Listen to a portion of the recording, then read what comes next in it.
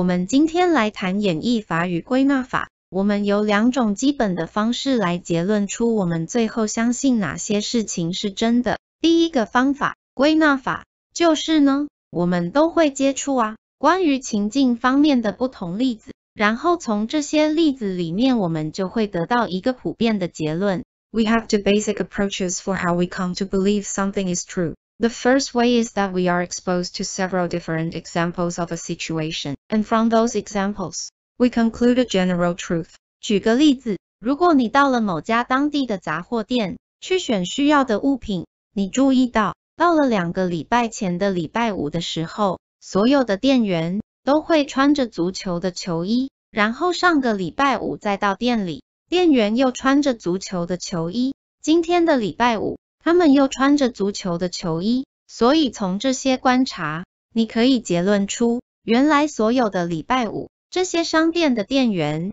都会穿足球的球衣，来支持他们当地的球队。For instance, you visit your local grocery store daily to pick up the necessary items. You notice that on Friday, 2 weeks ago, all the clerks in the store were wearing football jerseys. Again, last Friday, the clerks wore their football jerseys. Today, also a Friday, they were wearing them again. From just these observations, you can conclude that on all Fridays, these supermarket employees will wear football jerseys to support their local team. This type of pattern recognition, leading to a conclusion, is known as inductive reasoning.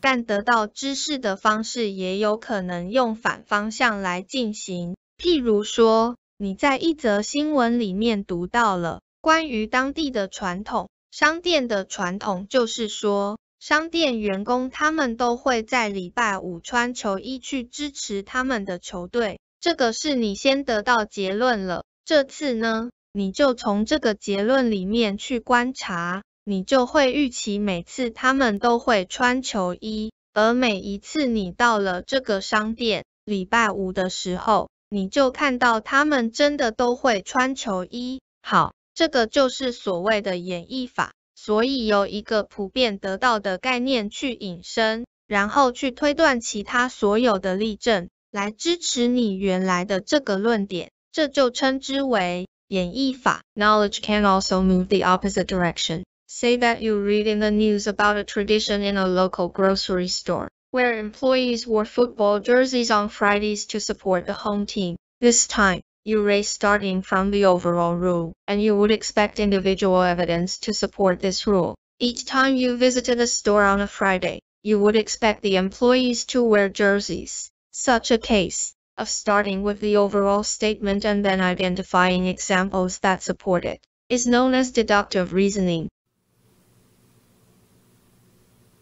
我们再举一例，一个大前提，凡人都是会死的，苏格拉底是人，所以苏格拉底也是难逃一死。但是如果第2句的例证有问题，也会得出错误结论。我们来用演绎法，再来写一篇文章试试看。比如说你要写一个标题，不要用外表来评价一个人。Don't judge a book by its cover. The definition of beauty may change. 意思就是说，外表其实没有明确的定义，它是变动不固定的。那你的主题就是外表没有精确定义，不要用外表去评判一个人。好，接下来你的例子，古代文艺复兴时期，身材丰硕，曲线弯曲，就是美。因此，结论就是美没有精确定义。可以再举一个例子，在欧洲，皮肤很白，身材很纤细，这样就是美。套回第1句，第1句的前提是，我们都会用美，用外表来评断一个人。可惜，这个外表没有精确定义，美没有精确定义，所以以前很丰硕也叫做美，现在很瘦也叫做美。Now, think that free body shows that you have time to work out. 结论就是，只要能够活得快乐就是美，因为它没有精确定义，所以我们就用前后呼应法，不要用美来评价一个人，因为在这个世界我们都充斥在变动的假象中了。I just wish we could all agree that a beautiful person is someone who is happy with themselves, but I guess that is too much to ask for in our beauty-obsessed world.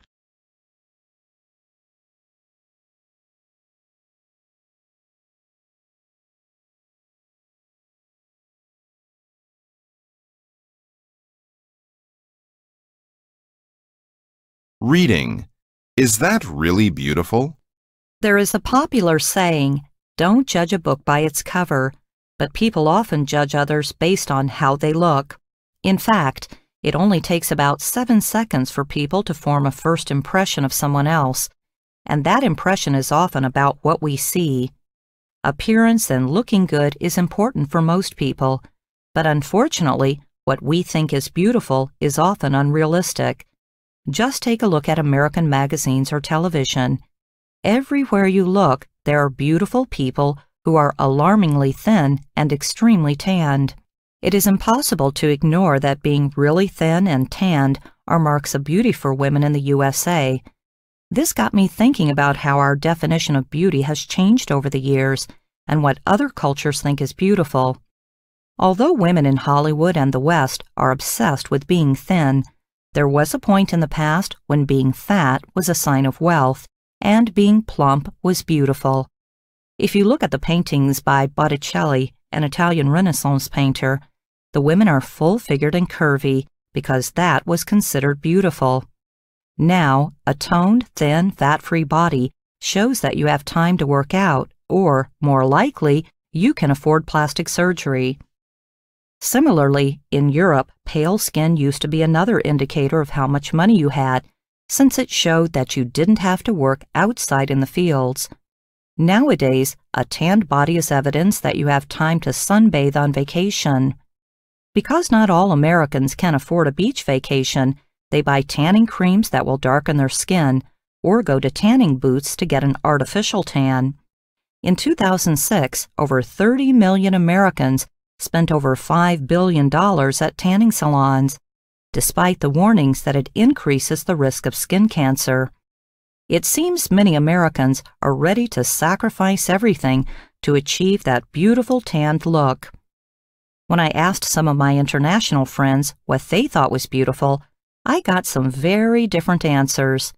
For example, pale skin and light-colored eyes are desirable in many Asian countries, so whitening creams and light-colored contacts are popular beauty products. In some African countries, like Nigeria, women are sent to fattening houses before their wedding so they will look plump, which is considered to be beautiful. This seems to be the other extreme to the method of starving yourself in the West. I just wish we could all agree that a beautiful person is someone who is happy with themselves. But I guess that is too much to ask for in our beauty-obsessed world.